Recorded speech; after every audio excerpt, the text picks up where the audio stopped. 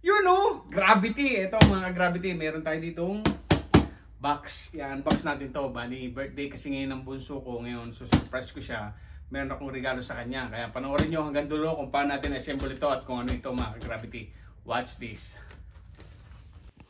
Ito na nga mga gravity at sinumulan ko ng i-unbox itong ating paregalo kay bunso. Gravity. Dito ko na ito in-assemble sa kanyang kwarto. At para pag-uwi niya, kasi yung anak ko ay may pasok ngayon.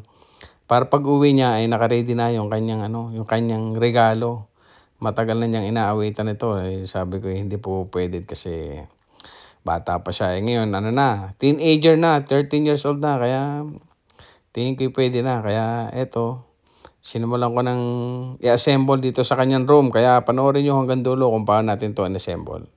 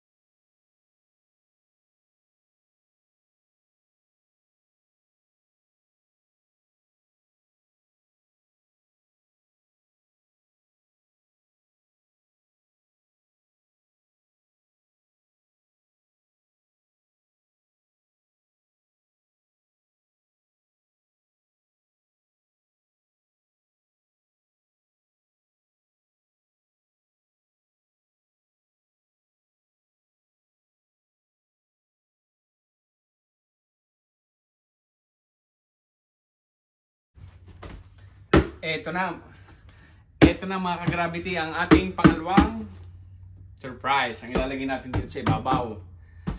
Panoorin nyo, tingnan nyo kung ano ito, napakaganda.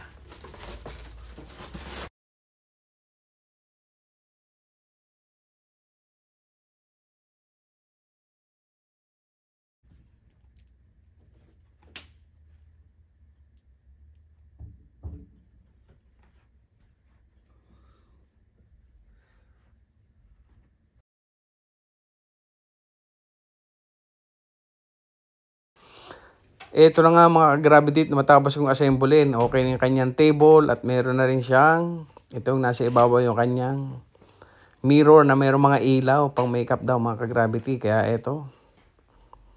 At iayusin pa natin. Kaya nalagyan natin ng mga dekorasyon. Taran! Ito na mga gravity at kompleto na. Ready na. Pagdating ni Bunso sana ma-surprise siya at matuwa siya sa ating munting pa-surprise sa kanyang birthday mga gravity. Ito na At pauwi na siya ngayon dahil lawas na siya ng 4 o'clock. Kaya darating na yung mga 5. Kaya eto, parating na ang ating birthday celebrant mga ka-gravity.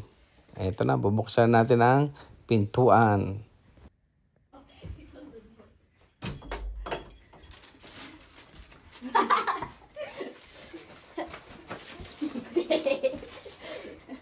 Where'd my other desk go then?